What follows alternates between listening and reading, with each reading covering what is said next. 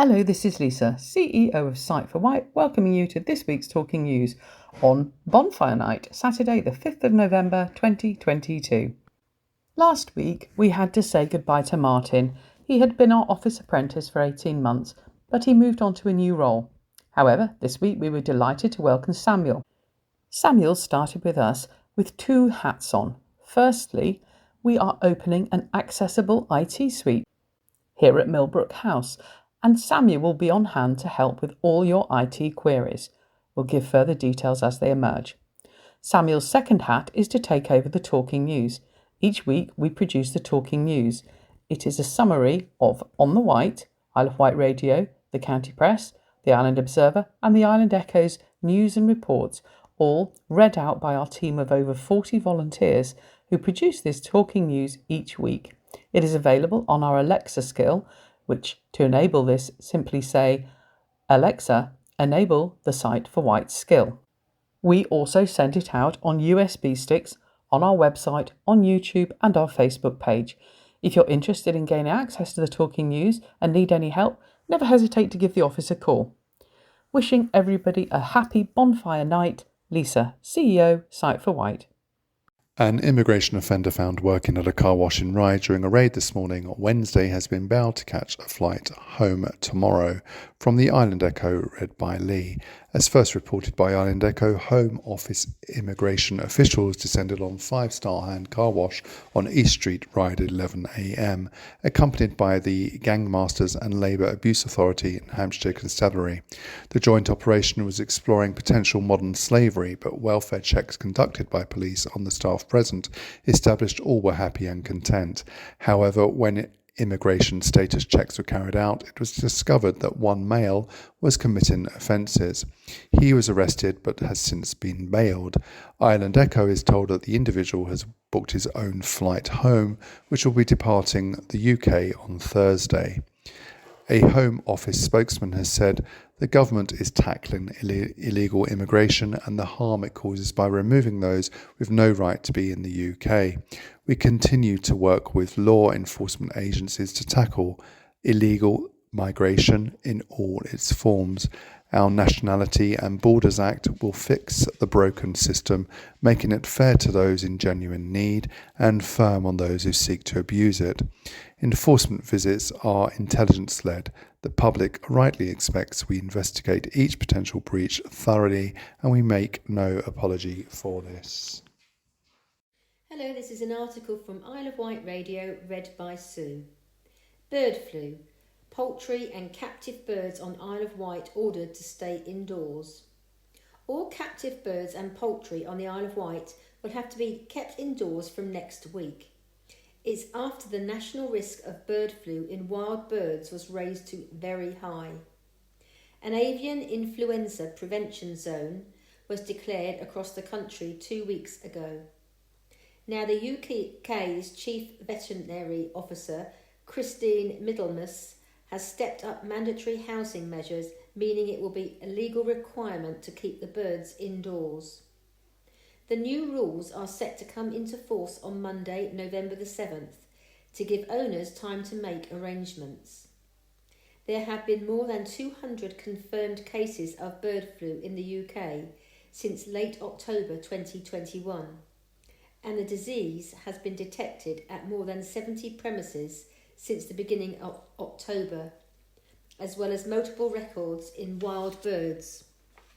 Currently, there are no reported cases on the island. The Chief Veterinary Officer is now encouraging all bird keepers to use the week to prepare, including taking steps to safeguard animal welfare, consult their private vet and expand housing where necessary. She said, "We are now facing this year the largest ever outbreak of bird flu and are seeing rapid escalation in the number of cases on commercial farms and in backyard birds across England. The risk of kept birds being exposed to disease has reached a point where it is now necessary for all birds to be housed until further notice. Scrupulously biosecurity and separating flocks in all ways from wild birds remain the best form of defence. Whether you just keep a few birds or thousands, From Monday the 7th of November onwards, you must keep yours indoors. This decision has not been taken lightly, but it is the best way to protect your birds from this highly infectious disease. This is Michael reading an article from Isle of Wight Radio. The Isle of Wight's MP has written to Levelling Up Minister Dehena Davidson asking her department to support the Isle of Wight Council's bid for an Island Green Link through round 2 of the government's Levelling Up Fund. The bid seeks to link up sustainable transport networks across the island, filling the existing gap in connectivity. The proposed project consists of 3 elements: the creation of a Ryde to Yarmouth public transport corridor, a multi-use cycle route between Newport and Freshwater, the West Wight Greenway, and the Newport Hub and Spoke scheme, which will extend existing cycle routes and establish a mobility hub connecting Green Link projects with existing public transport. Mr. Seeley said, "We were successful in round 1 at securing nearly £6 million to improve facilities in East Cowes, which includes the Columbine building and neighbouring barrack site, as well as creation of a new public square along the esplanade. We are now looking to secure a second bid to help us to link up our cycle networks to give islanders the opportunity to move towards more sustainable methods of travelling and to enhance our tourism offer. I am keen to do all I can to maximise opportunities such as this to ensure that the island continues to benefit from a better deal from government. I have therefore written to the Minister in support of the bid, and I have also invited her to the island so she can see how the Levelling Up Fund is already helping the island to deliver regeneration and economic growth, and how it will assist the island further." This is Patrina reading an article from Isle of Wight Radio. Field of Remembrance to return to Carisbrooke Castle. A special field of remembrance will reopen to the public at Carisbrooke Castle this month to commemorate those in the uniformed services who lost their lives in service of their country. The field was introduced in the Princess Beatrice Garden at Carisbrooke Castle in 2010. This year it moves to the Governess's Lawn, which is adjacent to the Princess Beatrix Garden. It was established by the then Isle of Wight Lord Lieutenant Major General Sir Martin White as a place where residents can pay their respects around the time of Remembrance Sunday. A short service of remembrance, which members of the public are welcome to attend, will take place at the castle on Thursday, November the 10th at 10:45 a.m. Crosses can be purchased at the castle, with proceeds going to the Royal British Legion. Refreshments at a small charge will be provided by the Women's Institute. This is Michael reading an article from Isle of Wight Radio. Following shocking rise in food poverty. A shocking rise in people needing food-related support has led to the establishment of a community larder in Pan, a charity has said. Pan Together, the charity which provides a community hub for residents of East Newport, claims to have seen a 160% increase in requests for help with food. The data is from July to the end of September 2022, compared to requests from October 2021 to June 2022. As a result, a new community larder is coming to the area every Tuesday and Friday. Starting this week, it will open between 12 p.m. and 3 p.m. Residents of Pan Pan Meadows, Barton and Fairley will be able to visit the larder after becoming members of the charity. Membership is free. Those using the larder will be able to get 2 shopping bags of goods per household for free, at least until the end of the year. From the new year, there is likely to be a small charge, the charity has said. Donations towards the cost of the stock are also being welcomed on a pay-as-you-feel basis.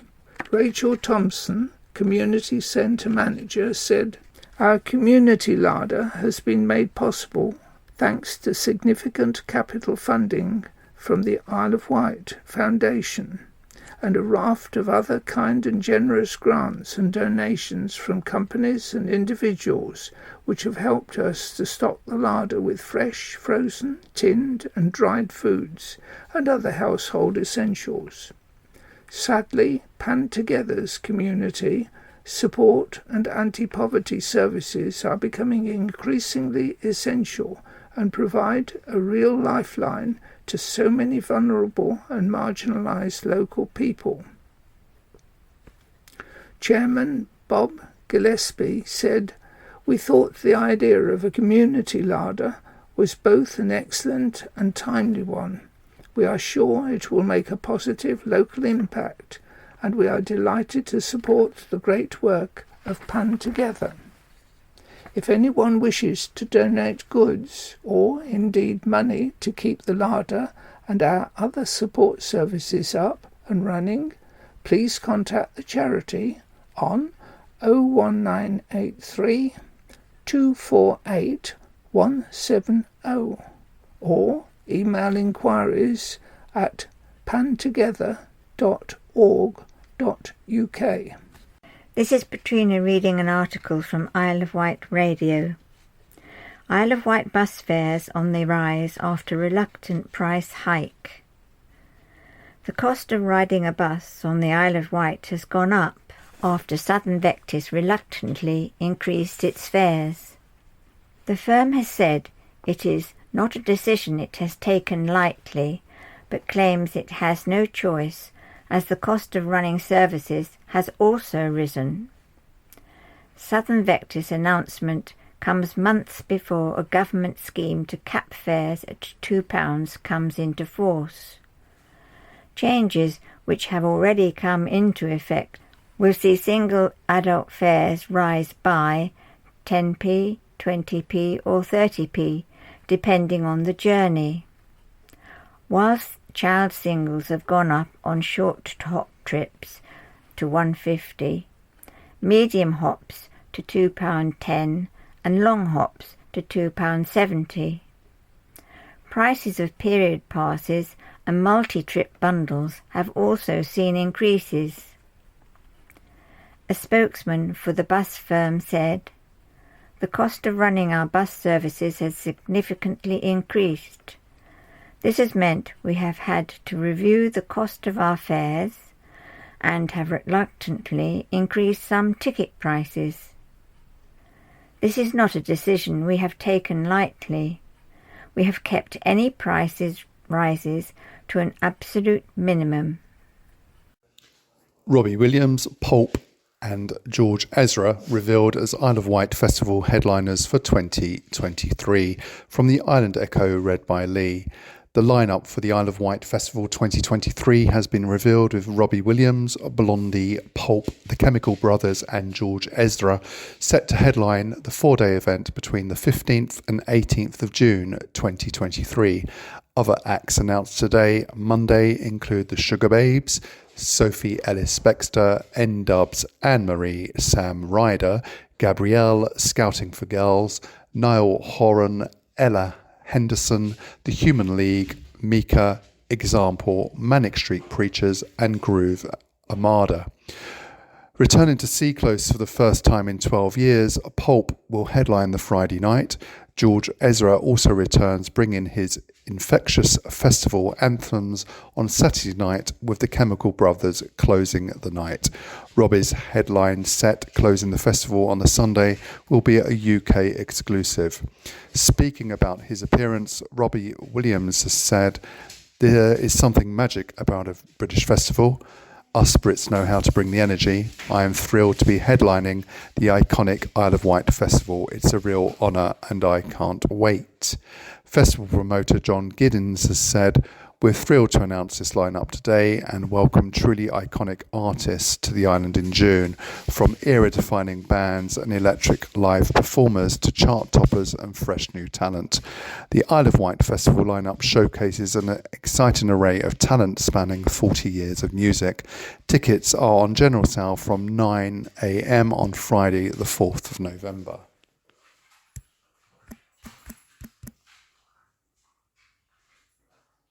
Hello, this is an article from the Island Echo, read by Sue. Pedestrian mowed down by elderly driver moments before tree crash. The elderly driver of a Skoda is in hospital following a serious incident in Sandown last night, Friday, in which she mowed down a pedestrian just moments before crashing into a tree. Emergency services were called to Avenue Road at 20:45, following reports that a grey Skoda Superb had collided into a tree lining the carriageway just outside the Tap pub. At the same time, reports came through that a pedestrian had been hit by a car only 100 metres around the corner on Culver Parade. It's understood that the Skoda, driven by a woman in her 80s, travelled along Culver Parade and crashed into a number of parked cars before mowing down a pedestrian. The Skoda failed to stop and continued along the road toward Avenue Road, where the car then careered into a tree. The pedestrian, a man in his 30s, was rushed to hospital by the Isle of Wight ambulance service under blue lights. Cordons were initially erected around both scenes, with that cordon then being extended at 2300 to include the Avenue Road roundabout, which connects both roads. Both roads have now reopened. This is Michael reading an article from Isle of Wight Radio. Wightlink launches eco-grant scheme for secondary schools. Isle of Wight secondary schools and colleges have been invited to apply for a share of £10,000 from Wightlink's second Green Fund for Schools initiative to support environmental projects on the island. The first scheme, launched earlier this year, supported 15 primary schools with cash grants for a host of projects ranging from energy efficiency and recycling schemes to the creation of wildflower meadows and reinvigorating school ponds. Wightlink is now encouraging secondary schools and colleges to apply for funding for projects to be delivered next year. This time the emphasis will be on sustainable living and decarbonisation. Wightlink Chief Executive Keith Greenfield said, "We were blown away by the enthusiasm and creativity shown by Island primary schools and have enjoyed seeing their projects progress. We look forward to receiving applications from secondary schools and colleges wishing to embark on sustainable projects geared towards reducing or removing carbon, leaving a legacy providing ongoing education and/or continuing into the future years. This is something which is really important to us as a company." Maggie Sanderson, head teacher of St Thomas of Canterbury Catholic Primary School in Carisbrooke, said, "The grant has not only enabled us to improve biodiversity at the pond, it has also created an additional learning resource for our children which provides study opportunities year-round. Applications should be made via Wightlink's website by Friday, December the 2nd. Full details can be found online." This is Patrina reading an article from On the Wight. Regular postage stamps need to be used by January 2023. If, like us, you often have a stash of postage stamps squirreled away, ready for use, take note of this change coming up. The Royal Mail are adding barcodes to their regular stamps, i.e. not picture stamps, meaning that after the 31st of January 2023, regular stamps without a barcode won't be valid for use. Use them or swap them. With Christmas coming up, it's possible you might be able to use all your non-barcoded stamps up in time. But if you find yourself with an excess of non-barcoded stamps by the end of January, all is not lost. Download a form from the Royal Mail website and you can send off your non-barcoded stamps by free post to the Royal Mail and they'll swap them for you. Isle of Wight Beryl e-scooter scheme extended for further 18 months. From the Isle of Wight Radio, read by Lee.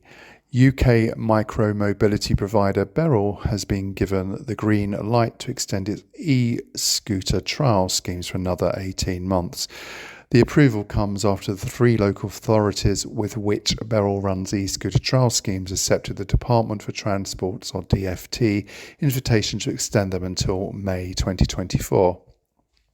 Beryl launched its first e-scooter trial scheme in Norwich in September 2020.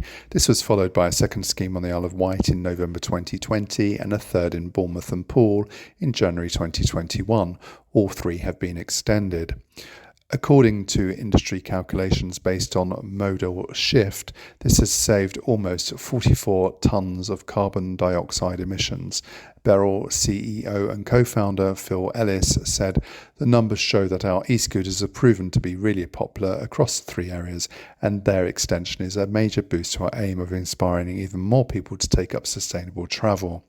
The extension of the trial will allow us to gather even further evidence to support the importance of their role within integrated urban transport schemes. Beryl has so far recorded around 124,000 journeys covering 402,000 kilometres across the Isle of Wight."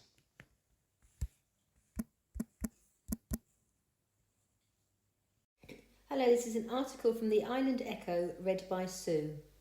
Police question Shanklin man arrested on voyeurism charge. An Isle of Wight man who took secret videos of people getting changed pleaded guilty to voyeurism and indecent image charges when he appeared in front of magistrates on Tuesday. Andrew Taylor, 59, of Woodside Close in Northwood, pleaded guilty to 1 count of taking indecent photos of a child and 6 counts of voyeurism. Anne Smelt, prosecuting, told the court that Taylor had set up a secret camera that was taking pictures of people while they were getting changed. She also said that the 59-year-old had a total of 75 indecent images in his possession he had taken of himself. He was found out when images were discovered in a deleted folder on his iPad. In a police interview, Taylor admitted to using the images to masturbate to, but that he didn't use the videos he'd taken for sexual gratification, the court heard. The charges relate to incident that occurred between the 31st of December 2018 to the 18th of January 2021. Taylor's case was committed to the Isle of Wight Crown Court for sentencing and a pre-sentence report was ordered. He was bailed unconditionally and will appear before a judge on the 22nd of November. The 59-year-old was also ordered to sign on the sex offenders register at Newport Police Station within 3 days. Awards evening starting at 7 p.m. The evening is full of entertainment, raffle, and it is free, so please come along and support this event. Do not forget our Christmas raffle to be drawn on the 7th of December at Millbrook House. If you have tickets, please remember to return them, or if you require more, we can easily send some out in the post. If you have not ordered your calendar or diary yet for 2023, please remember the last day of receiving orders is Friday 18th of November to ensure order delivered in time for Christmas. Please call the office if you would like more information on the products we have to offer, ranging from A6 pocket diary to large A3 calendars. If you're interested in any of the activities and events, please do not hesitate to contact the office on 522205. There is 4 categories this year. For more details, look at our website or call the office. And now we move on to the county press. And the first item today is jail for finance boss who siphoned £91,000. A trusted finance boss holidayed abroad and went on shopping sprees after siphoning more than £90,000 from a cancer charity that helps island people. Paula Tribeck has now been jailed after she took £91,344 from Wessex Cancer Trust over a period of almost 7 years.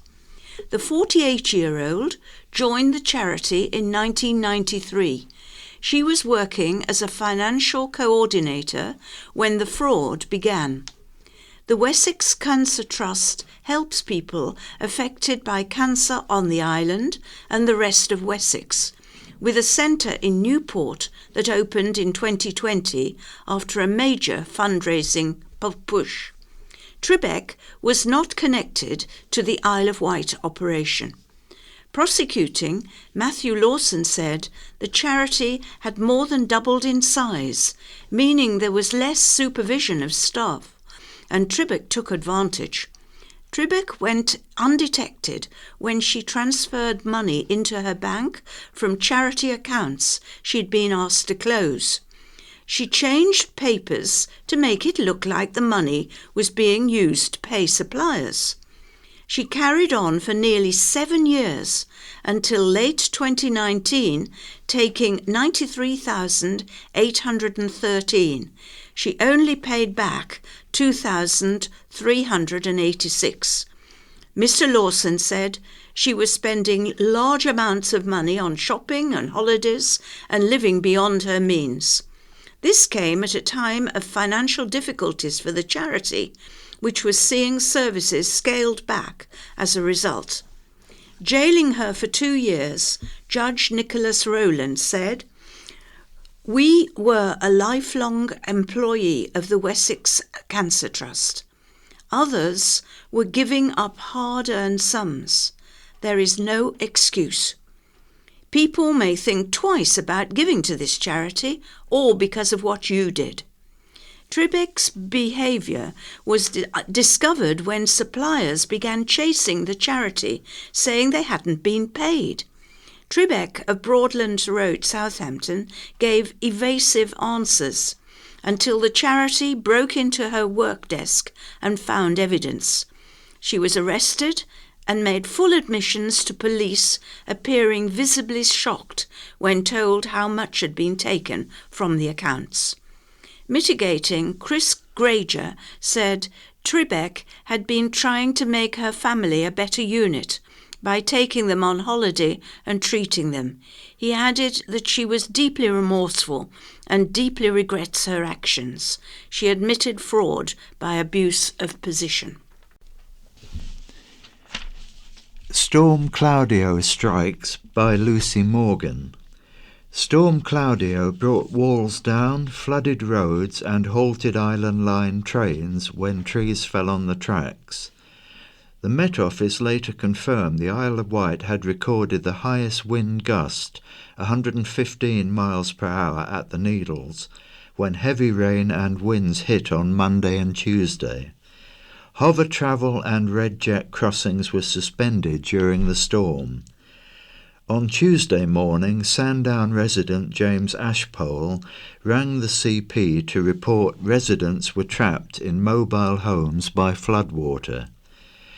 As a result of the torrential rain, a large amount of water had partially closed Avenue Road. The Met Office had issued a warning in advance of the storm's arrival, after colleagues in France officially named the weather system.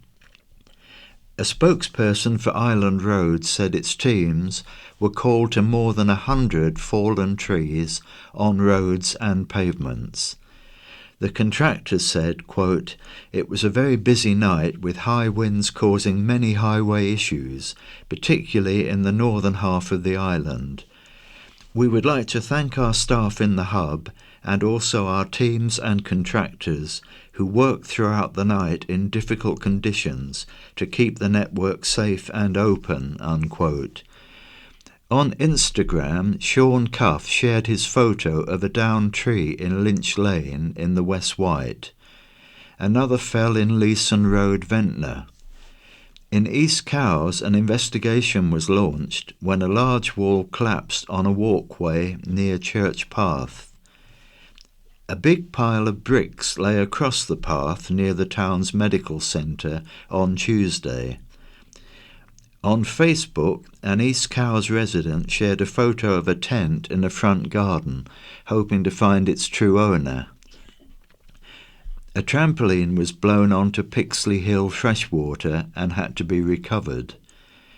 A telephone line was brought down on the Newport to Wootton cycle track when a tree fell there. Winds picked up again on Tuesday night, but there were no new reports of damage. Dinosaur find, one of the best. Part of an important rare dinosaur has been found by a Newport woman. Claire Leonti, a well-known dinosaur hunter, who has found this spine of a Polacanthus, told the county press it was one of the best finds she has made. Claire found it on a South Wight beach last week and said she was sure it was part of a tail spike from the spine of the Polacanthus. Now an expert from the Natural History Museum is expressing interest in the Isle of Wight find, Claire said. The Polacanthus was an armoured plant-eater, Ankylosaurus and dinosaur from the Cretaceous period. It lived 130 to 125 million years ago. Polacanthus foxii was named after a find on the Isle of Wight in 1865. Fossil finds of the species are said to be few and far between, and some important features, such as its skull, are not widely known about. Claire said, "I've been dinosaur hunting for 45 years, and this is one of my best finds, along with an iguanodon tibia the county press reported on years ago. I've never found this species before. I will be looking for more from the same animal. It's very rare. My friend Kai has a few of the spines he displayed on his dinosaur farm." Claire is well known on the Isle of Wight for her artworks and makes jewellery and other items with a dinosaur theme, including a cross made from a fossil she wears herself. Around the same time as Claire's find, her friend Maria Yule and her son Luke Ferguson separately discovered two halves of what they believe to be an iguanodon jaw in a similar location. Dr. Martin Monk, the curator of Dinosaur Isle Museum at Sandown, said he would love to see the find to be able to verify it. New grave marker for Crimea soldier. An island graveyard has a new military headstone dedicated to a recipient of a medal from Queen Victoria, a veteran of both the Crimean and the American Civil Wars. Leonard Douglas Hay Curry was born on March 6, 1832 in Middlesex and died on the Isle of Wight in 1907. His grave at Ventnor Cemetery is now officially marked, thanks to the work of Ohio-based historian and researcher Frank Jastrzemski, who runs an organisation called Shrouded Veterans. Leonard Currie fought in the Crimean War at the 1854 Battle of Alma and was severely wounded in his left foot. He objected to its amputation and it was saved.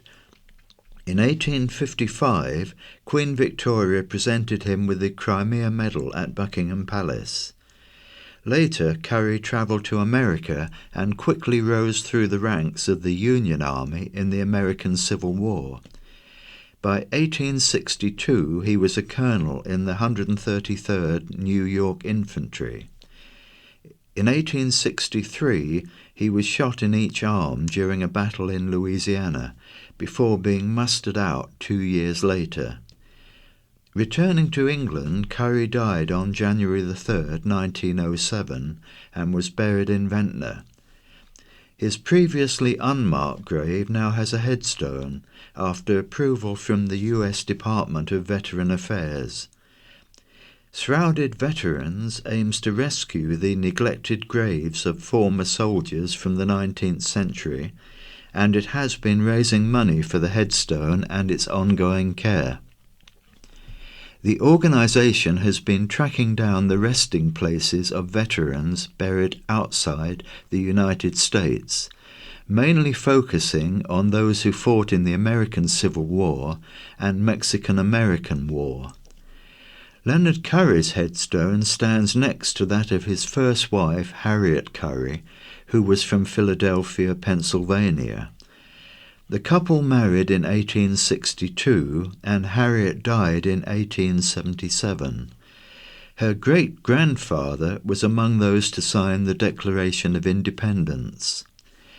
Frank, who told the county press he was glad to be able to honour Currie with a tombstone, thanked Jason French of Island Memorials, who installed the headstone, and Isle of Wight Council Cemeteries and Burials Officer Shelley Peach.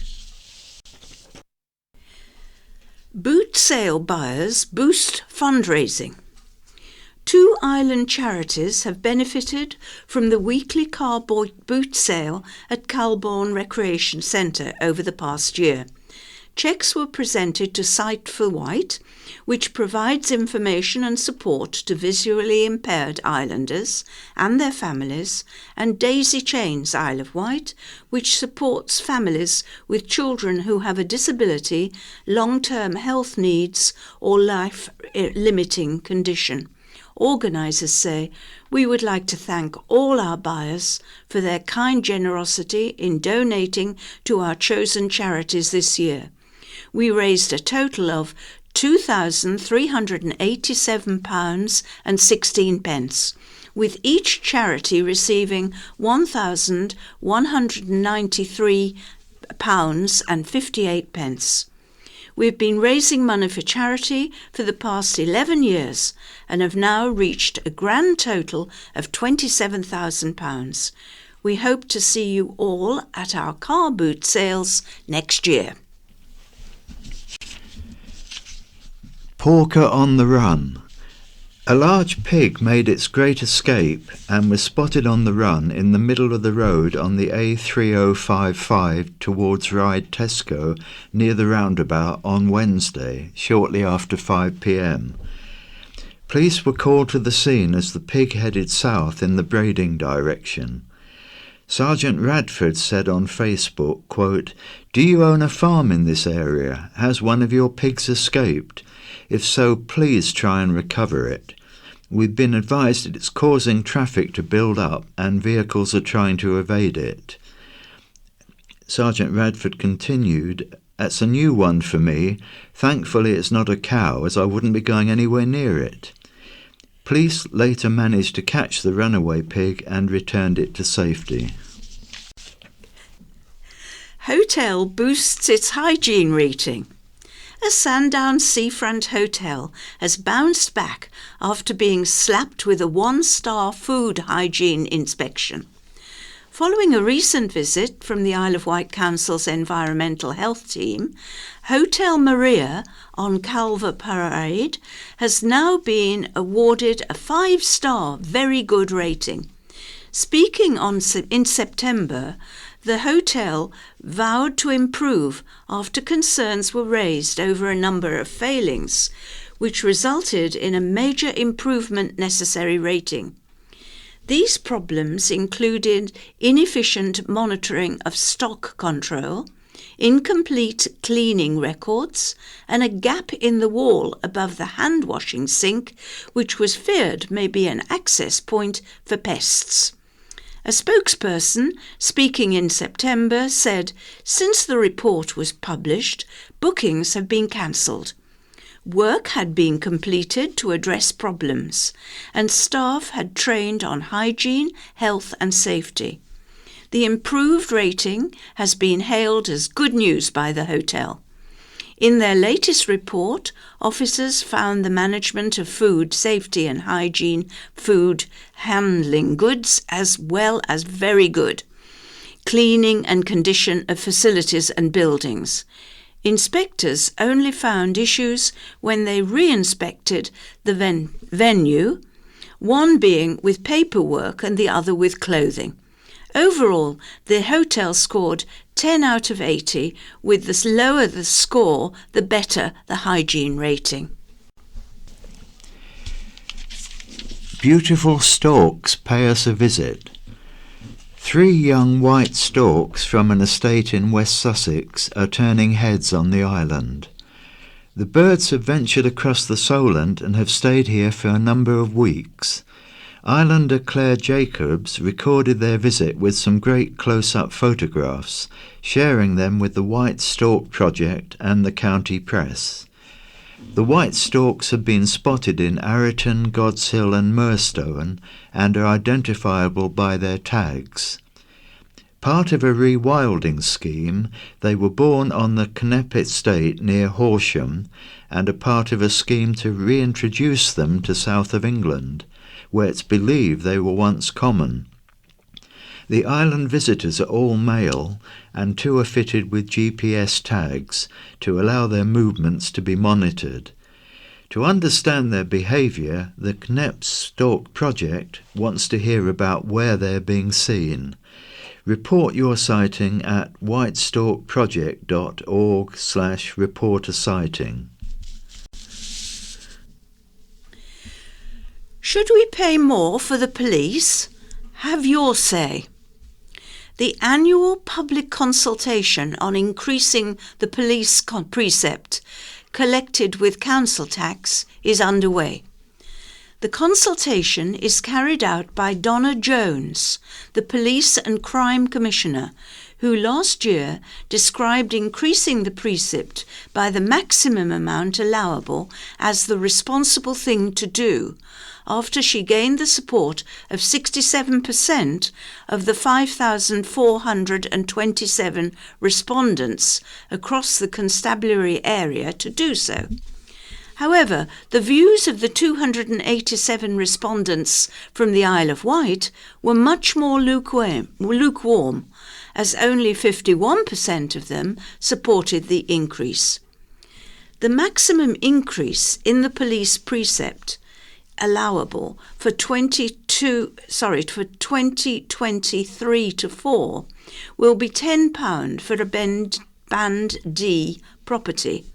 It will be higher for properties in bands E to G and lower for A to C banded households. Conservative Miss Jones urged councillor taxpayers to support an increase in the precept, saying, "Our forecast increase in government grant is only 1.1%, so this creates a funding shortfall for next year. One option available to me is to reduce the funding shortfall, is to increase the police council tax." She added, if it is not implemented, she will have to find savings which will lead to service reductions, which would not be her preference. You can fill in the short survey at iow.life police recept. It closes at midnight on December the 4th. We are broken, no light on the horizon by Laurie Little. The day-to-day struggles and the high financial cost of being made homeless through no fault of your own has been laid bare by an Isle of Wight father. Colin Booth's story has been previously documented by the county press, after his family of 6 were given notice by their landlord and they couldn't find anywhere else to live.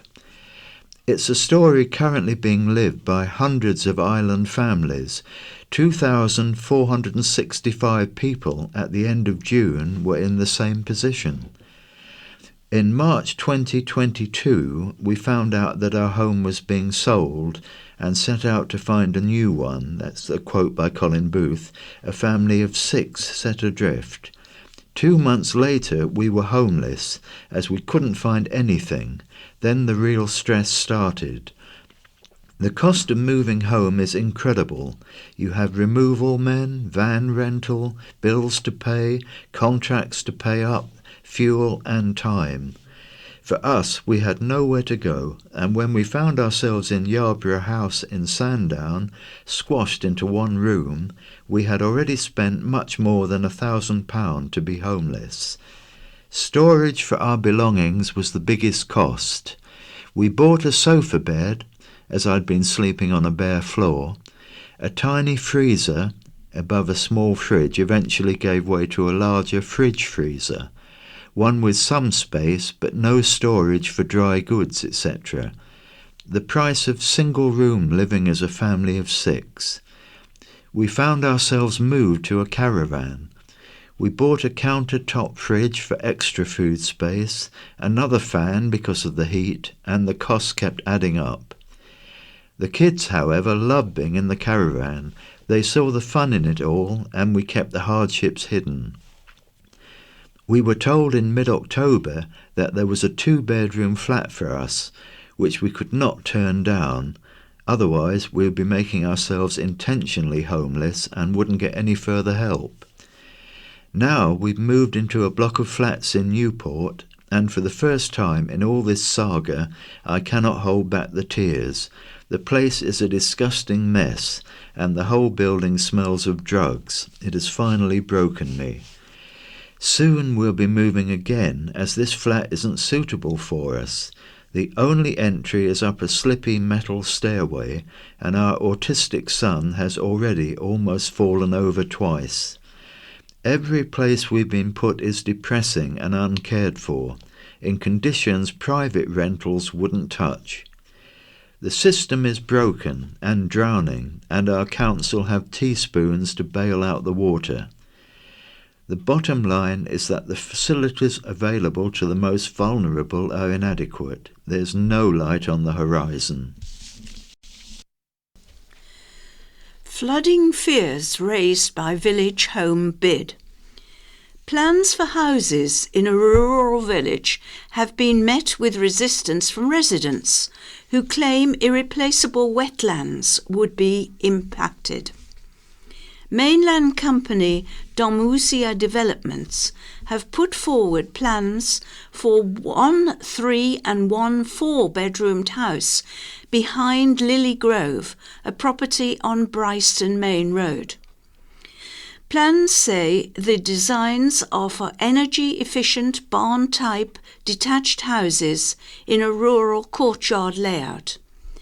Agents for the development, Smith Simmons and Partners, SSP, say the development has been arranged to provide sufficient space between the new buildings and neighbouring properties. It is a site within the Bryston Conservation Area and the Islands Area of Outstanding Natural Beauty, which SSP say the proposals would conserve and enhance. SSP argue the 0.8 hectare site, which is thought to be the garden of Lily Grove, is brownfield land after a High Court judgment defined residential curtilage located outside a built-up area as previously developed land.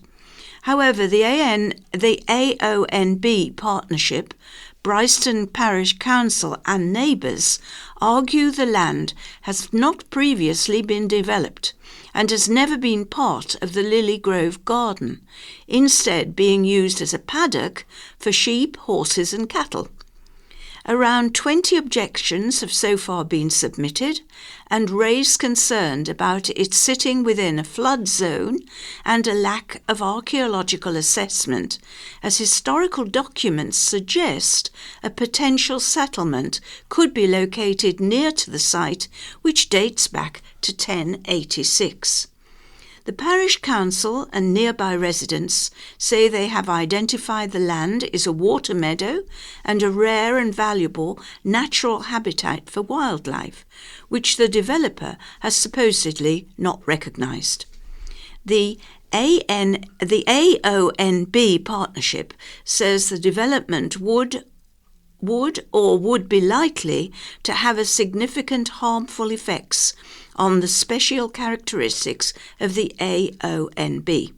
It also says insufficient information has been submitted to determine impacts or mitigate any ecological harm to the site. Dawn Everest is a real sweet pea. Isle of Wight observer gardening expert Darren Everest is to exhibit at next year's RHS Chelsea Flower Show for the first time, with a sweet pea named after his wife Dawn. He said, quote, "Fingers crossed everything goes to plan and I'll have a plentiful supply of blooms to wow the visitors and judges alike. I've been waiting a long time for this opportunity, not only to exhibit there, but also to release 2 new varieties to the general public. These were given to us by a friend and breeder, Frank Verge, for 2 special reasons. The first is called Lisanne Davies, named after one of my dad's former clients who sadly passed away at a young age from cancer. This is what I call an antique pink colour. The second, and the one that is most special to me, is Dawn Everest, a gorgeous pink bloom, which I had named for Dawn as her wedding present from me.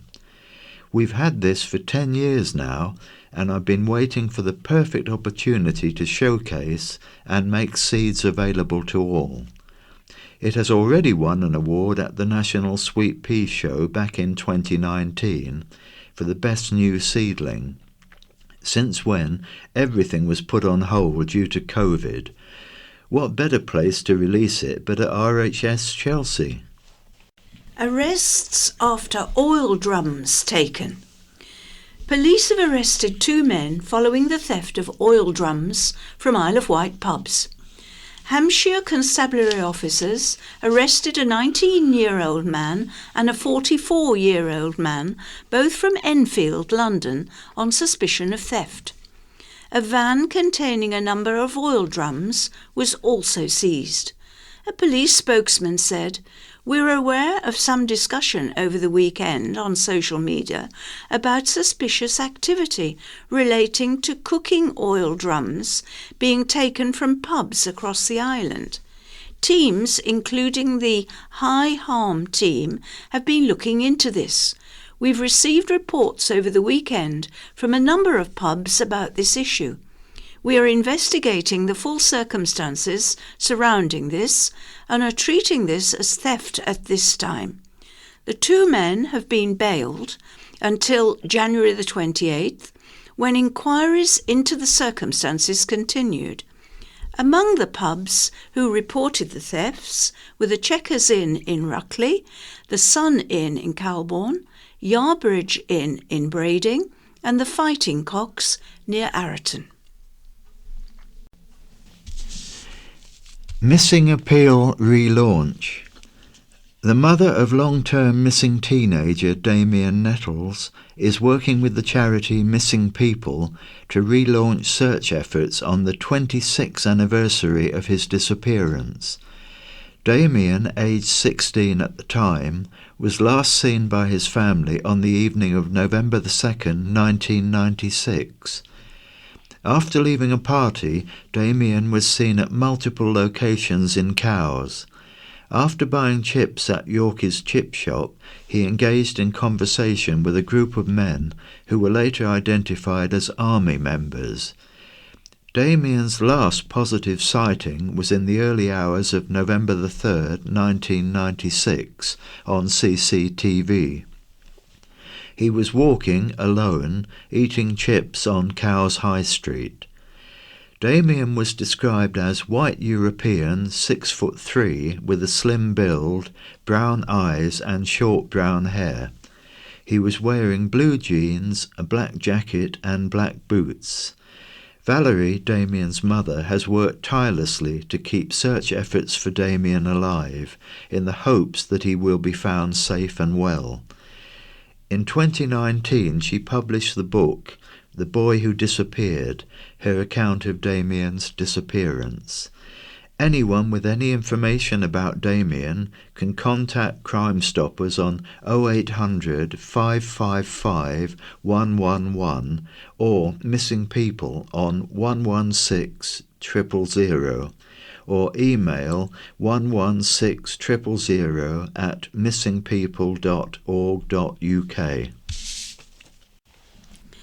Hosepipe ban lifted. Southern Water's hosepipe ban is being lifted today, Friday, the Isle of Wight Council has confirmed. A drought risk remains as river and reservoir levels remain lower than normal in Hampshire and on the Isle of Wight. However, customers in the two counties will no longer have to restrict water use outside their homes from today, that's Friday. A temporary use ban has been in place since the first week in August. Boat storage church bid. A former Catholic church could become a boat storage facility in Seaview. Built in 1957, Holy Cross Church on Seafield Road was used for over 60 years until 2011, when it closed due to a lack of congregation. It has remained vacant ever since and had its religious blessing removed. Now, a change of use application has been submitted by V.A. Warren and Sons, also known as Warren Boats or Warrens, to the Isle of Wight Council, to use it for storage and a workshop. Planning documents say the building needs rejuvenating. Warren's, which claims to be the oldest business in the village, has a base on the esplanade and other premises around Seaview to store and work on boats, including the Seaview 1 Designs (SVODS). It says it is essential they are stored inside over the winter. Warren says it is looking to take on additional premises close to its headquarters to help generate additional employment locally. No changes are proposed externally, but a storage rack could be installed inside for 40 boats. Limited activity is said to take place between October and May, but would ramp up in the summer.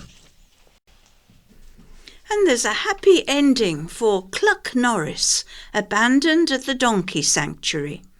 A chicken found dumped at the Isle of Wight Donkey Sanctuary has started a new life after an appeal to reunite him with his owner proved unsuccessful. The sanctuary found the unexpected guest in its medical pens in one of the barns on Saturday morning. The team suspect the little chicken may have been dumped by its previous owner. After putting out messages on its social media page asking if anyone had lost him, nobody came forward. The sanctuary took care of him during the day and became quite fond of him, giving him the name Cluck Norris.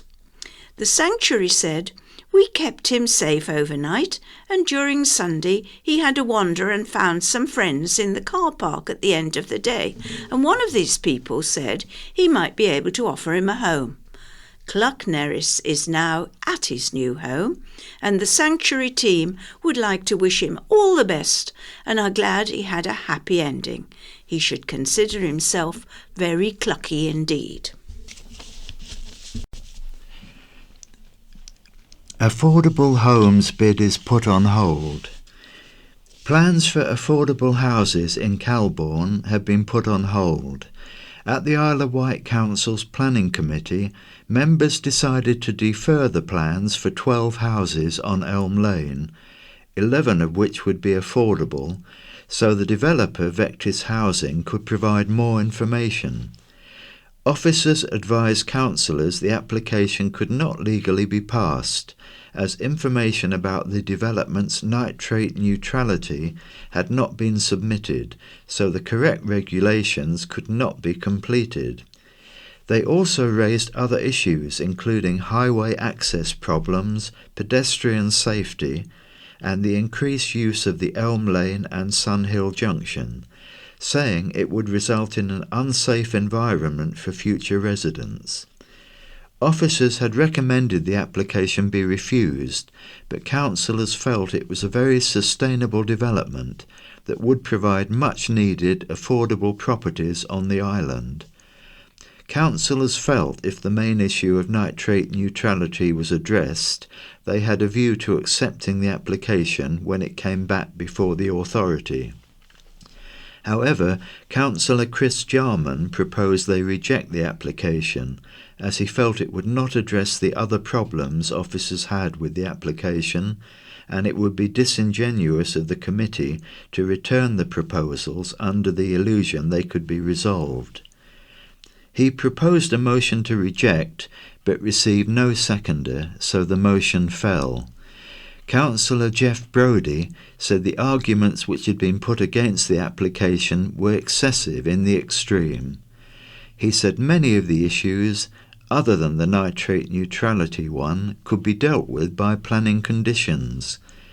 Councillor Debbie Andre said she accepted the nitrates were an issue, but felt Vectis Housing seemed to have gone above and beyond to do everything they could to provide affordable housing for residents, and councillors should do everything they can to support it. A motion to defer the application was proposed, with the majority of councillors supporting the motion, except Councillor Claire Critchison, who abstained. Sandown man spat in paramedic's eye. A Sandown thug is facing almost certain imprisonment when he is sentenced by a judge on Friday for a string of crimes, including spitting in a paramedic's eye, making sexual advances towards another, and frightening 2 women with a knife. Tobias Green admitted possessing a locking fishing knife in public in Cowes High Street, causing criminal damage to a barrister at the Cowes Combined Services and Social Club, and public order offence on May the 17th. Green also pleaded guilty to assaulting a paramedic by beating and common assault of an emergency care assistant on May the 21st. He changed his earlier not guilty plea to the May the 21st offences when he appeared at the Isle of Wight Magistrates Court by video link from HMP Isle of Wight on Tuesday. Ansmout, prosecuting, said Green was in Cowes High Street and very drunk on the morning of May the 17th. He went into a homeware shop and asked the female shopkeeper, "Do you want all the money?" The woman initially thought he was joking until she saw a knife in his hand, and then she told him to leave. In turn, Green swore at her before he made his way to the Cowes Combined Services and Social Club, where the secretary saw him holding a knife. She fled up the stairs and locked herself in a room, while Green used the knife to cause damage to banisters. He then made his way to the Ankara Inn, where he was arrested. 4 days later, the 2 paramedics attended Green's address at around noon, following a report he had tried to harm himself. He carried on trying to harm himself in the ambulance, and some of his spit landed on the arm and in the eye of one of the paramedics. The other paramedics was left alone to face Green. He approached her from behind and made sexually suggestive comments and movements to her and mimicked smacking her bottom. His other offences include inflicting actual bodily harm on August the 9th and public order offences, including one racially aggravated. No mitigation was put forward by Green's solicitor, Michael McGoldrick. Magistrates remand Green in custody until sentence today, Friday. Tourism units bid for orchard site. A former orchard in the heart of Freshwater Bay could be turned into a tourism development. 4 two-bedroom timber cabins are planned in a, quote, niche, high-quality, unquote, small-scale tourism business by Peter Sitch, whose family owned the plot. Almost all the fruit trees are now gone at the site on Coastguard Lane, a private road turning off Gate Lane and within the area of outstanding natural beauty. It is also next to the Afton Marsh Nature Reserve. Plan Research, agents on behalf of Mr. Sitch, said the scheme would have minimal impact on the landscape. The cabins would be for year-round tourism use. They would not impact on the supply of residential dwellings to Isle of Wight people, which has been flagged as a concern as more properties are used for holiday lets and Airbnbs. At this stage in the application, only the access to the site is being considered. The final scale, size, layout and landscaping will be determined through another application. To have good visibility coming out of Gate Lane, Mr. Sitch wants a number of road safety improvements, including the realignment of a boundary fence and construction of a retaining wall. Land has been given to the council to improve the safety of the bus stop on Gate Lane, heading towards the bay, but nothing has happened yet. Mr. Sitch has offered to pay for the safety measures, including a pedestrian standing area, if the application and the other reserve matters are approved. If it is agreed, the safety improvements would be completed before the tourism units are occupied. On the land not being used as part of the tourism development, Plan Research said the orchard would be restored to help absorb rainwater and prevent water runoff. You can view the plans 22/01855/OUT on the Isle of Wight Council's planning register. Comments can be submitted until November the 25th. Norris Castle owners issue Meet Us call. East Cowes Town Council and owners of the derelict Norris Castle are butting heads over the proposed development and public consultation. Clint Wellington, Chief Executive of Global Technical Solutions, GTS, has written a letter to town residents expressing his frustrations with East Cowes Town Council. GTS has owned the castle since it was sold in 215, but apart from urgent repairs, has not restored the property. The property firm has, in that last year, submitted proposals to the Isle of Wight Council to turn the listed castle and its outbuildings into a luxury hotel and spa facility. The plans also include housing on a near-door Spring Hill estate, but are yet to be determined. A public meeting was held in 2019 to present GTS's plans, but since then Mr. Wellington says he's made numerous attempts to hold another alongside the town council to address points previously raised, but has been denied each time. He believes the town council is failing in its duty by not allowing residents the opportunity to follow up on the previous public presentation. Mr. Wellington says all they want is to directly engage with the community and allow the town council the opportunity to ask questions. ECTC has objected to the plans, raising concerns over the highway impact on East Cowes Esplanade and the surrounding road network, impact on listed buildings, and the landscape setting and the long-term funding of listing building maintenance.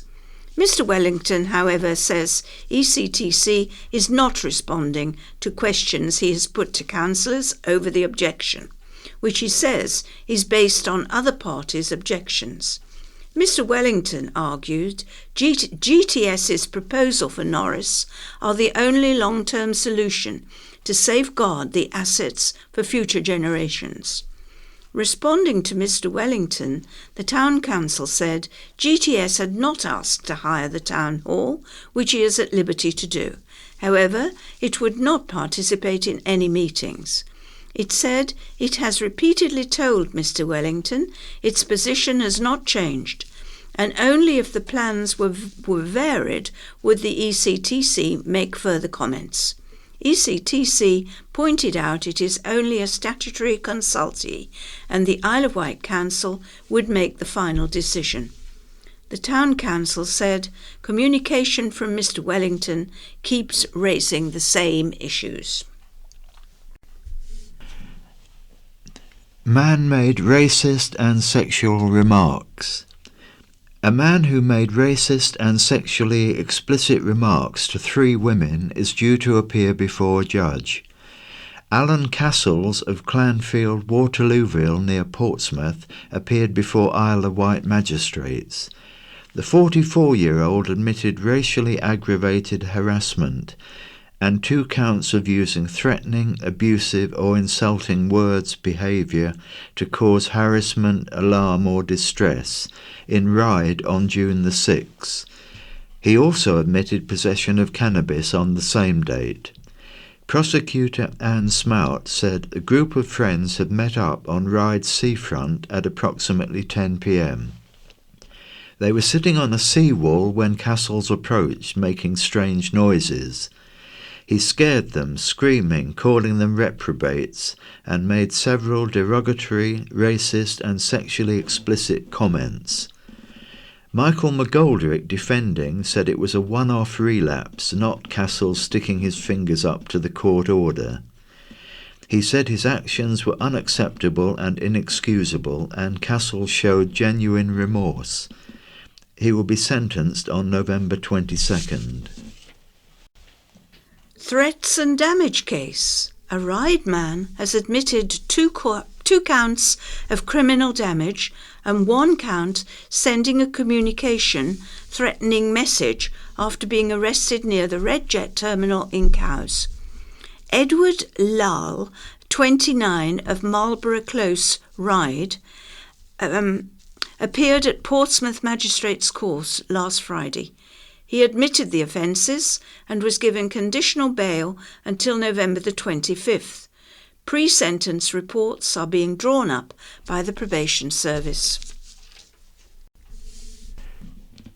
Shoplifter warned of drug abuse danger. A serial shoplifter who stole wine and fled a Ryde supermarket was warned by a magistrate he needs to sort his drug problems out, or could find himself back in jail or end up dead. Warren Russell of Green Street admitted theft of 4 bottles of wine worth £42.75 from the Co-op in West Street on September 11th, when he appeared before Island magistrates. The 39-year-old, already subject to 2 concurrent probation orders, was caught on CCTV taking security tags off bottles, then leaving without attempting to pay, said Anne Smout, prosecuting. Russell, formerly of Barton Road, Newport's most recent offending was in August, when he was handed a year's probation for 12 shoplifting offences. In March, a suspended sentence, imposed in September last year, was activated, and Russell was jailed for 16 weeks for shoplifting. For Russell, Jim Osborne said his client was in despair that day. He took 10 Valium tablets and could not recall anything. Magistrates revoked his existing probation orders and replaced it with one for 18 months. Death not suspicious. Police are investigating the death of a teenage boy in Ryde, but are treating it as non-suspicious. Officers were called to an address in St John's Hill at 10:14 a.m. on Saturday, following reports of the body of a boy aged 17 had been discovered. Isle of Wight Ambulance Service paramedics pronounced the boy dead at the scene.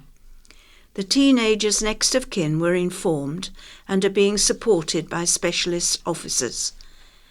A Hampshire Constabulary spokesman said, "His death is being treated as non-suspicious and a file will be prepared for the coroner. Police are continuing their inquiries." Island Memories, the island's very own king and other weird and wonderful tales of Wight by David White.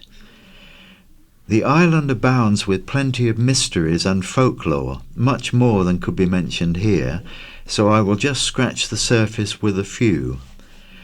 The Bugle is a popular pub name on the island, and story has it that the name comes from the island's name for a bull. So instead of the Bull, island pubs were called the Bugle. But what appears to be a more credible story is that the image of a bugle, i.e. the musical instrument, was the symbol that was adopted by King Henry I. Now he was not, as you might think, King Henry of England, but King Henry I of the Isle of Wight. Yes, the island had its own king.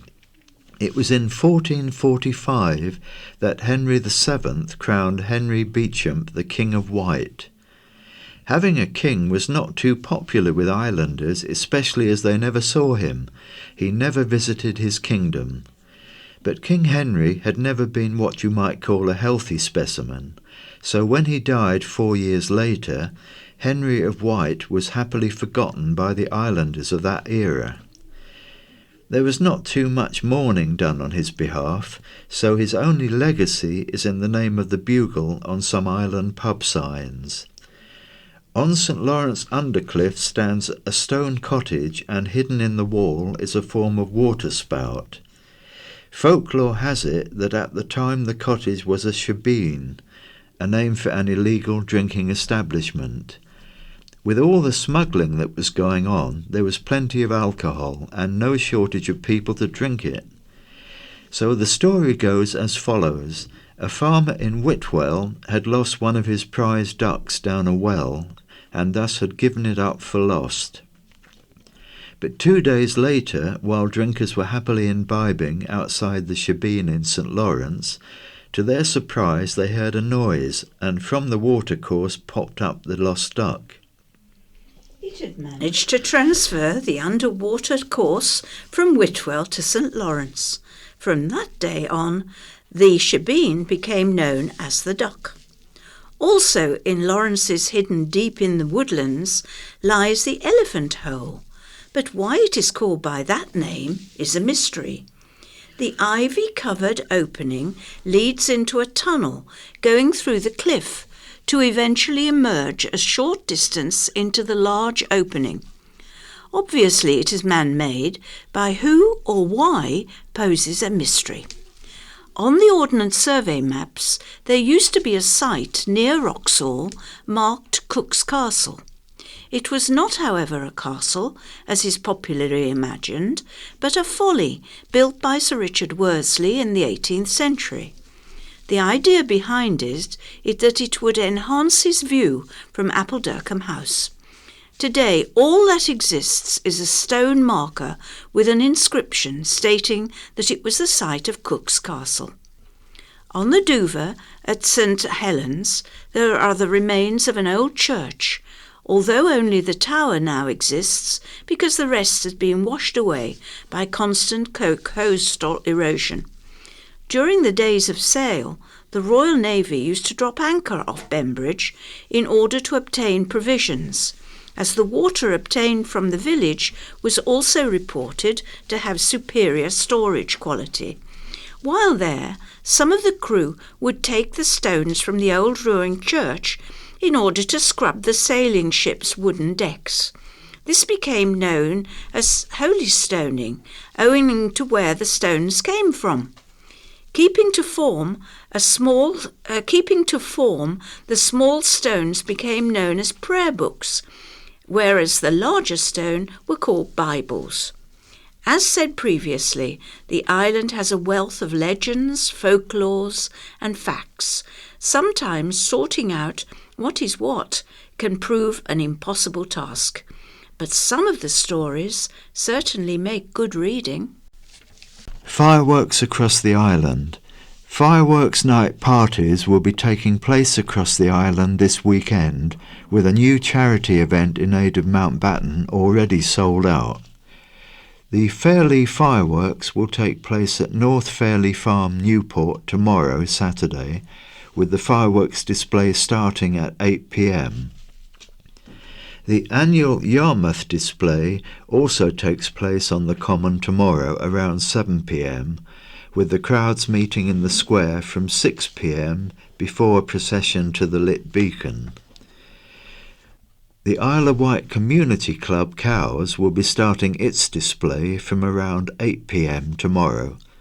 Free entry but parking limited. Kitchen open from 6 p.m. to 9 p.m. and a family disco. The White Horse Inn Whitwell has a low noise display tomorrow, Saturday, with traditional Guy Fawkes burning in the car park. Check its Facebook page for timings. An Arms Day talk will be remembering 1918 Zeebrugge raid. The Freshwater and Totland Archive Group is organising an illustrated talk by Dr. David Slade on the Zeebrugge raid of April the 23rd, 1918. David is a member of the Orders and Medals Research Society and will speak about how the St. George's Day raid planned to sink block ships in the canal system linking Zeebrugge, Bruges and Ostend. This would prevent German submarines and destroyers from leaving port at a time when the enemy of the Western Front was making advances following the release of troops from the Russian front.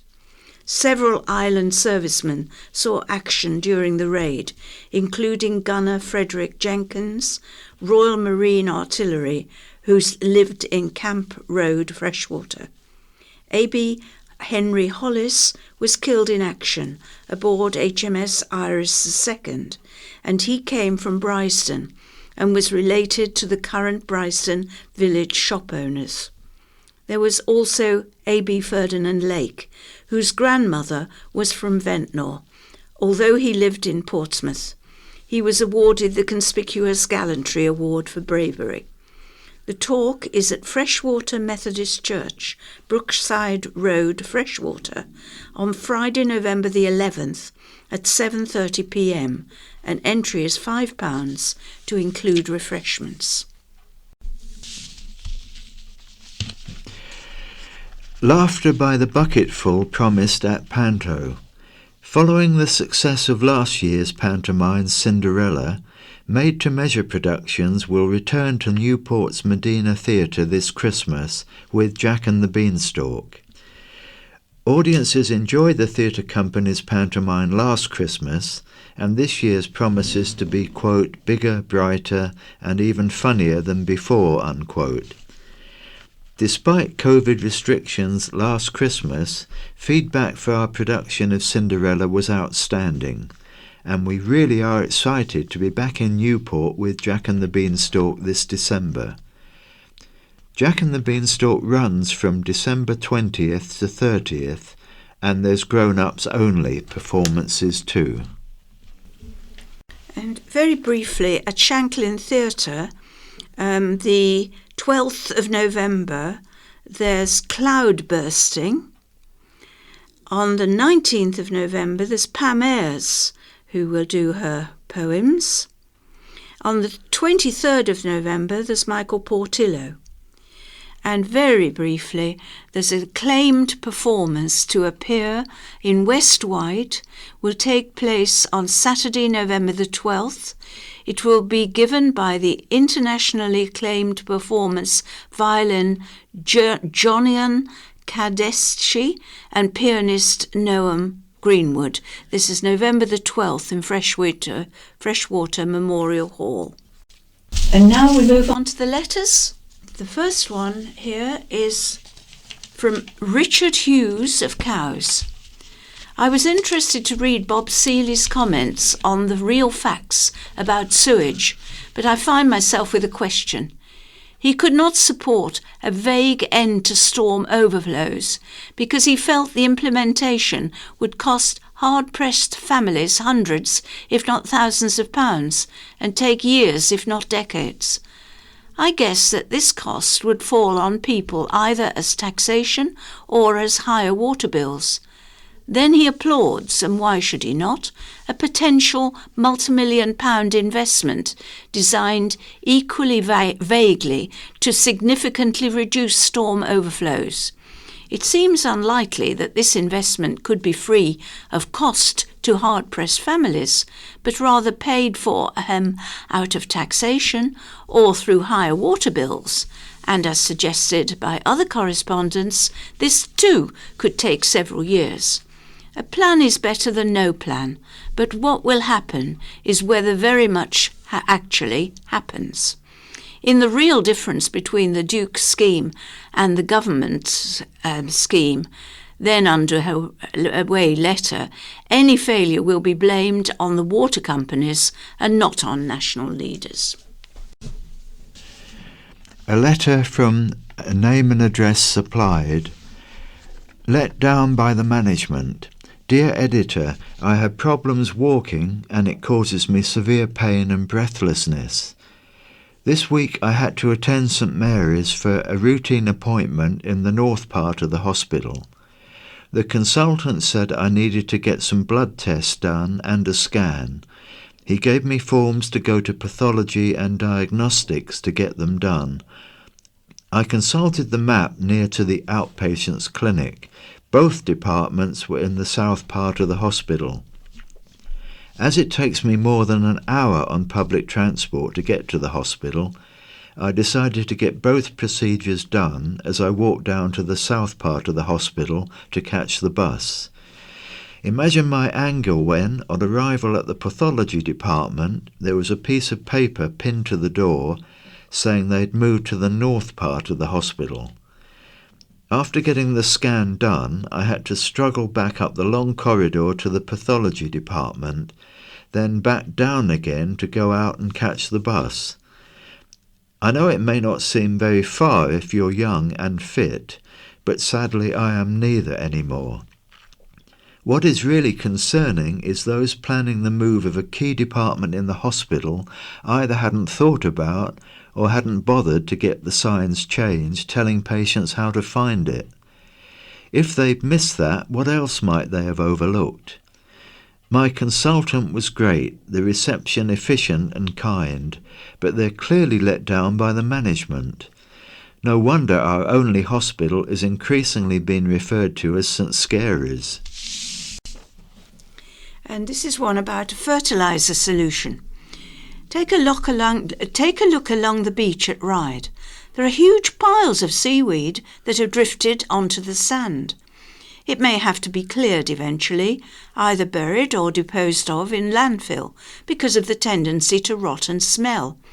At a time when there is a world shortage of fertiliser due to climatic factors and the war in Ukraine, would it not be a good idea to collect the washed-up seaweed and offer it to our struggling farmers? This would be a win, as it is transferring a problem into a solution. Perhaps Ryde Town Council or the Isle of Wight Council might invite volunteers to help load wagons supplied by the local farmers. Fact-checking is so important by Paul Knocker of Bainbridge. What a shame that Penelope Baker is so ill-informed about the important issue of Britain's shale gas reserves and the method of recovery for this domestic source of energy, which has been developed over the past 2 decades. It is impossible to cover all the issues in a short letter, but I commend her and others who may be interested to check 2 informative websites. First, the British Geological Survey, BGS, then the Royal Society, both available to government energy advisors and members of the public. This is a short extract from the very detailed Royal Society report. Quote, "There is an emerging consensus that the magnitude of seismicity induced by hydraulic fracturing would be no greater than 3 ml, with negligible service impact because of the depth. Actual tests have indicated 2.3 ml and 1.5 ml, unlikely to be felt by anyone," unquote. America does not have an energy crisis or face the hardship and fuel poverty that exists today in Britain. Their gas prices have remained stable because they are self-sufficient and indeed a net exporter. They started to develop their shale gas resources over 15 years ago. Britain has wasted all those years, which is the primary cause of the energy crisis. Her NIMBY environmental concerns would be better directed towards the catastrophic mining of rare earths in Africa to make the batteries for our electric cars, where they exploit young children, working under appalling conditions and causing a wasteland. And this one is from Jenny Brown of Shanklin. I've actually just received my first reply to 14 emails sent to Bob Searley, albeit a standard letter. My letter was asking simply if he would be supporting National Health Service staff if they were to strike. His reply was as expected. He said he doesn't support people striking and believes that National Health staff are receiving a fair pay. I have replied to him asking this. So, Bob Searley, you are basically saying that you believe it's okay that many nurses are having to use food banks. Are you basically saying that it's okay for MPs' pay to have increased by 28% since 2010, yet pay for National Health staff has increased in cash terms by a mere 8% in the same period? This represents a significant real terms pay cut for National Health Service staff. I await his reply. Suella's No Racist from Adam Webb of Ryde. Dear Editor, the baseless slur from M. Battersby, Island Soapbox, October 28th, calling Suella Braverman a, quote, deeply unpleasant racist, unquote, is entirely wrong. Anyone who takes time out from the guff and froth of loony left woke politics can find the facts for themselves. Braverman's parents emigrated to the UK the right way, the legal way. Braverman feels privileged to be here. What she wants to do is keep the UK safe for all Britons, regardless of colour, creed or origin. Safe from illegal economic migrants who, like the French, don't give 2 figs for our laws. Whether she's allowed to do her job under our World Economic Forum-loving PM remains to be seen. And with that, that's goodbye from Imelda. Have a good weekend. And it's goodbye from John, also wishing you a good weekend. The In Touch programme follows. DWP High Court case, the Esterman Visual Field Test for Driving. The Department for Work and Pensions will soon appear in the High Court in a case brought against them by Dr. Yusuf Ali Osman. Dr. Osman has repeatedly requested that communications over his benefit payments be sent to him in his preferred accessible format, but has not received them. We invited him onto the programme to provide further details on which his case is being brought. Mike Lambert has had a similar problem with the DWP and he shares those with us. For those who have certain eye conditions with enough sight to continue to drive, you may have heard of the Esterman Visual Field Test. It is designed to test your peripheral vision, but concerns have been raised over the test's validity and appropriateness to be used by the DVLA. We have these laid out by Lou, who has glaucoma and has had a negative experience when taking the test. We also invited Roger Anderson, who is a professor of optometry at Ulster University and sits on the DVLA's Advisory Committee of Vision and Visual Disorders, to share his thoughts on the matter. BBC Sounds. Music, radio, podcasts. Good evening. Tonight, is the test that determines whether someone's eyesight makes them fit to drive fair and appropriate?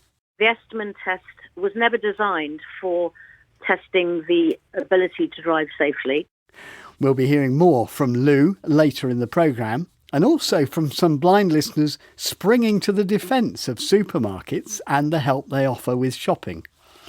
But first, if you're comfortable with technology, the email has made quick, accessible communication far simpler over the last couple of decades, or at least it should have done if various public bodies weren't so inconsistent and unreliable in their willingness to use it in their communications with blind and partially sighted people. Over the years, we've received a constant stream of complaints about this, notably about health providers and various government departments. Well, now, Dr Yusuf Ali Osman has been given permission to bring a judicial review against the Department for Work and Pensions for what he says is their consistent failure to communicate with him over his benefits in his communication method of choice. And he joins us. Yusuf, first of all, explain the circumstances in which you want the DWP to communicate with you. Like many other people, I get letters each year about how benefits are going to increase the following year. And because I'm in receipt of employment and support allowance, I also get letters around permitted work. So this is around how much work I'm allowed to do and how much I'm allowed to earn. I'd like the DWP to communicate with me in Word format electronically. So they'd send me those letters by email in Word format.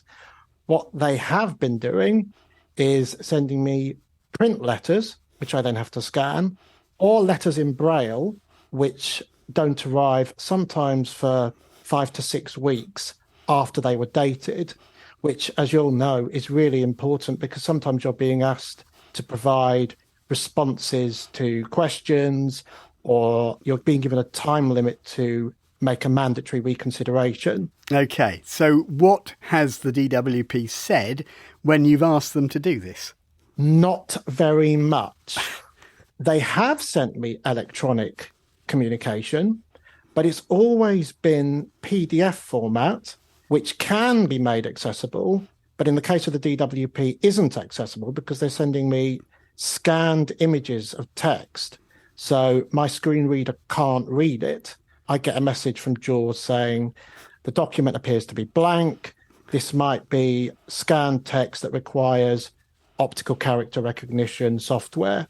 Often optical character recognition gets zeros and O's mixed up and I's and ones. So if you've got a lot of financial information, that can be quite an important mistake to make. And we shouldn't have to try and guess whether the O is a letter or a zero.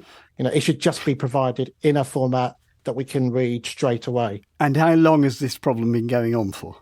I looked at my records when I started this legal case, and my first letter asking the DWP to provide me things in Braille or electronic format goes back to 2005. But this particular issue began in 2017 when I was coming to the end of my PhD and I wanted to do permitted work because I felt it was really important that I try to, earn an income and get off benefits as far as possible. OK, well, hang on there. As I've already said, Dr Yusuf Ali Osman is by no means an isolated case, and it's a subject we've raised several times before on this programme. Mike Lambert will recognise a number of the things that Yusuf has said. He tried to bring a similar case against the DWP 2 years ago. Mike, what stopped you from being able to do that? It broke down because I couldn't get the funding to bring things to judicial review. I tried various avenues So, I mean, you've heard what Yusuf has said. Explain the problems you've had. I guess some of them will be the same. Yeah, many of the same. Just not having my request listened to, getting print letters, getting scanned documents, getting things late, as has been explained. And the latest thing is that they send me things which my Jaws software tells me more or less not to open. It's a warning, unvirus-checked documents. And they've wanted me to sign declarations that if things get lost, it's on me. I've asked them if it's more insecure than sending things by post or any other means, and I've asked them to provide examples of the risks I'm running, and they provided no evidence. Have you had this problem with other public bodies? No.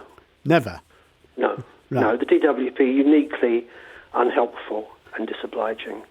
And they're the very organisation that should be setting an example, that they are the organisation that is charged with addressing the really serious unemployment problem amongst disabled and blind people. And they can't get such a simple thing correct. And I think that's really dreadful. We did, of course, ask the Department for Work and Pensions to take part in the programme. Instead, they told us, we support millions of disabled people in the UK and take the accessibility of our services very seriously. We cannot comment on ongoing legal matters. Yusuf, can I just come back to you and ask you, when is this case likely to be brought so that we can discover what the DWP's case is? March of next year. I think the exact dates are the 7th and 8th. So not too long to wait, Peter. We'll be watching carefully. Dr Yusuf Ali Osman, Mike Lambert, thank you both very much indeed.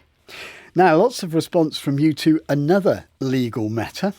Oriel Britton's account last week of her successful court case about the branch of Sainsbury's, which hadn't restored consistent help with her shopping after COVID restrictions had been lifted. Notably, response from two couples where both are visually impaired and with markedly different experiences. Lisa Jones tells us. My husband Stuart and I are both blind. When the pandemic hit, my husband took over shopping duties for us and his mother because she is elderly and I am clinically vulnerable. Nobody would go around with him, and we accepted that for a short period we must take a printed list. I've had assistants telling me that I write very clear lists, but that didn't stop us getting 2 hands of bananas for 2 individual bananas, or 2 litres of pop when we wanted 500 millilitres. Our local co-op has continued to insist on a list to this day, even after blind and partially sighted people were permitted to be sight guided when restrictions were changed in September 2020. But Sue Marshall and Alan Dudley's experience has been a happier one. They say, we've had no such problems in Edinburgh. We turned up at our favourite stores and were never refused an assisted shop. Sainsbury's, Tesco, Co-op and Marks and Spencer's continued to treat us as they always did. It may have helped that we were regular customers, but these rare outings were a welcome change from the other restrictions imposed at the time. There were more, and we'll try to fit those in when we can. Now, there's plenty of evidence that very high on the list of fears people have who are told that their sight is deteriorating is the loss of the ability to drive and the attendant loss of independence. So we were concerned to learn that there were doubts about the appropriateness and fairness of a test used by the DVLA to determine whether applicants for a licence had vision safe enough for them to continue driving. Put succinctly, are those tests looking at the right bit of the eye? Well, Lou, she asked us only to use her forename, is one of those who thinks the test is discriminatory. I asked her what she thought was wrong with it. When you have a notifiable eye condition, such as glaucoma in my case, you have to notify the DVLA. The Esterman test was never designed for testing the ability to drive safely. It's basically designed for ophthalmologists to establish whether there's been any loss and what degree of loss of peripheral vision. You basically look at a dish which is like a small white satellite dish, and they give you a little buzzer, and you have to press the little button in your hand every time you see a flashing light. So what you're doing is you're looking at a tiny light in the centre of the screen, and that's why it's called a fixed Esterman, because you have to keep your eye on that dot. Now, you don't drive like that. You don't drive with your eyes fixed on a point in the horizon. There have been a lot of research that has already proved that glaucoma patients, for example, have a lot more eye movements to naturally compensate for what they may not be seeing peripherally very slightly. So can I ask you, what's your experience been of this, and what's been the effect on you? I was taken into a room which can best be described as a broom cupboard without the door. The woman operating it wasn't sure how the machine worked. She thumped it a couple of times to get it whirring. There was a light source coming in through the non-existent door, and right next to that was the coffee machine used by the staff in the shop, and I heard all about their weekend plans. And it was absolutely appalling, and you have to remember having to press this little button every time you see a light, because you think, did I see one? Did I see one?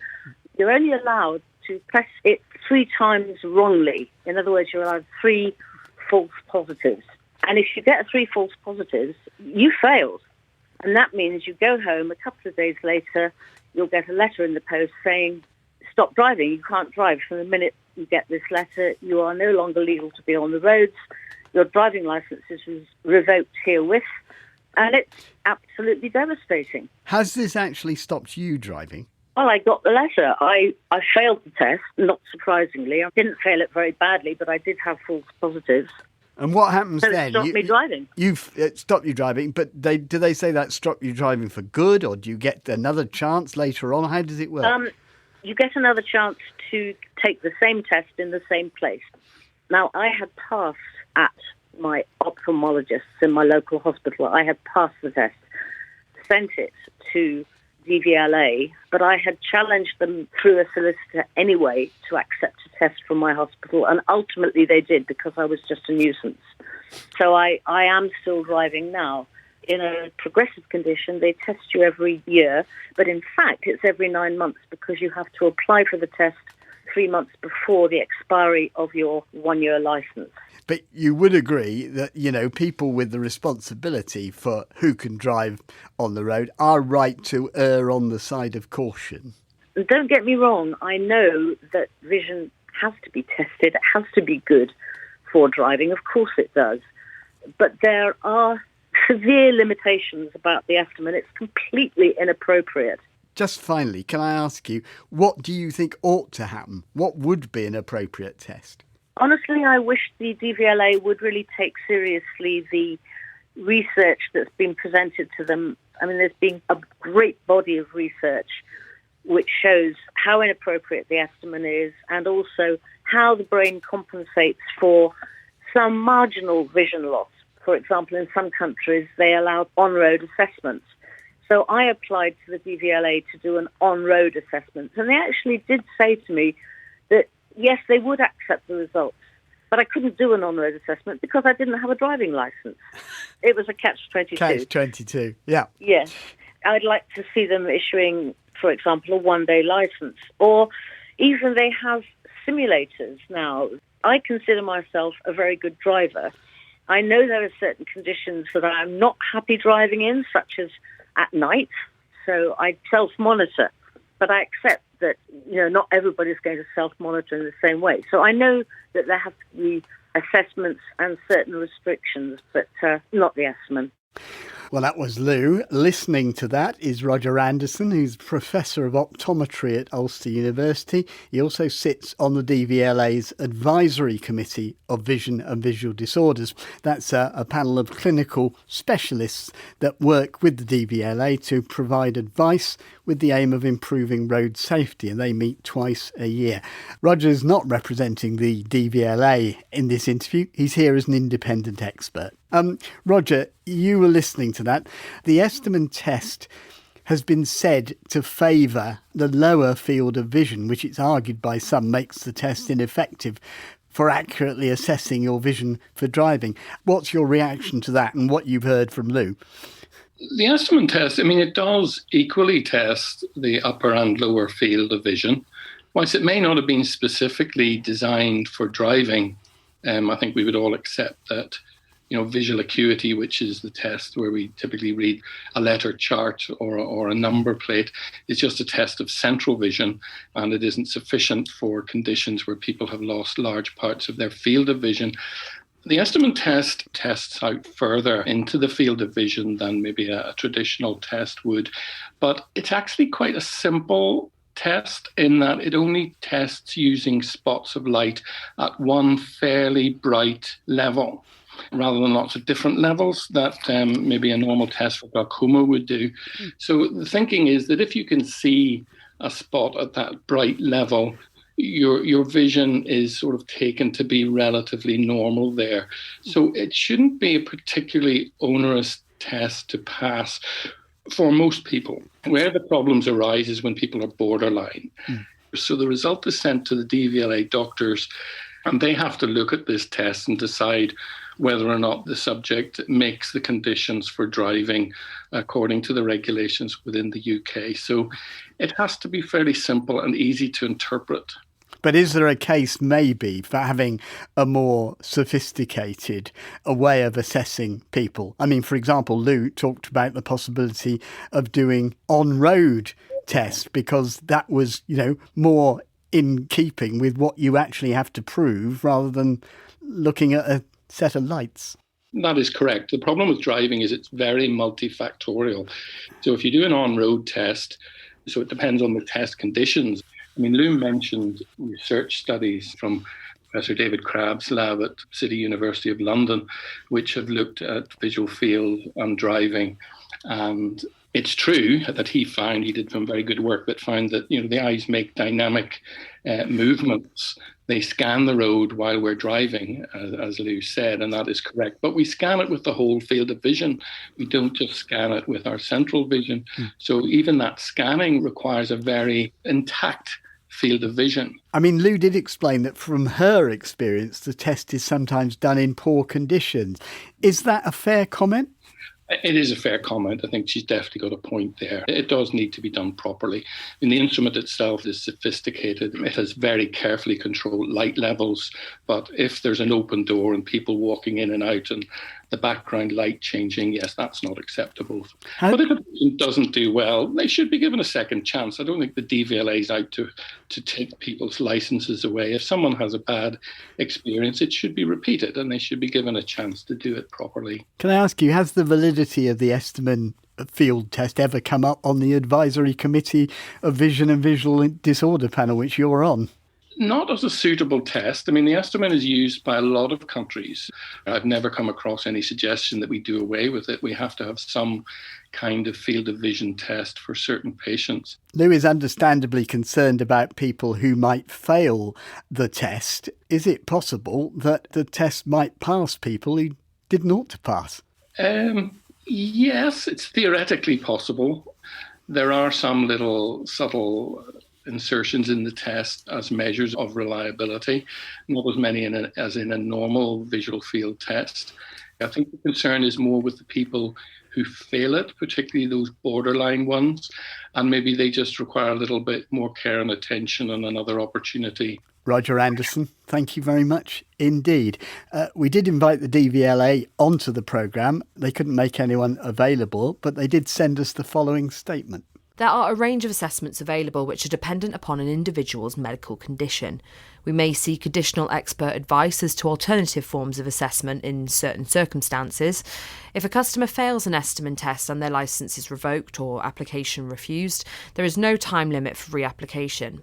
Where we receive feedback from a customer regarding testing facilities, we will investigate.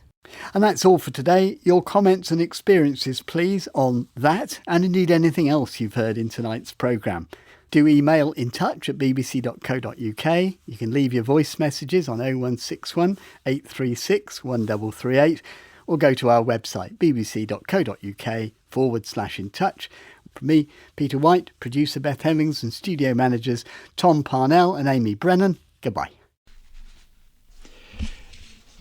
Ryde Area Scaffolding, Jack 75 Union Street, 7 Cross Street, Cocoa Bear Union Street and 71 High Street. Ryde Skips Orange Tree House, Madeira Road, Seaview, 6 Ratcliffe Avenue, and the Cottage, Upper Green Road. And East Cowes Scaffolding, 19 Castle Street, and Sandown Area Scaffolding, 59 High Street, 26 Melville Street. Shankling Area Skips, 78 White Cross Avenue, and Ventnor Area Skips, 31 Allotment Road, Knighton, Yarmouth Area Skips, Merrylees Station Road.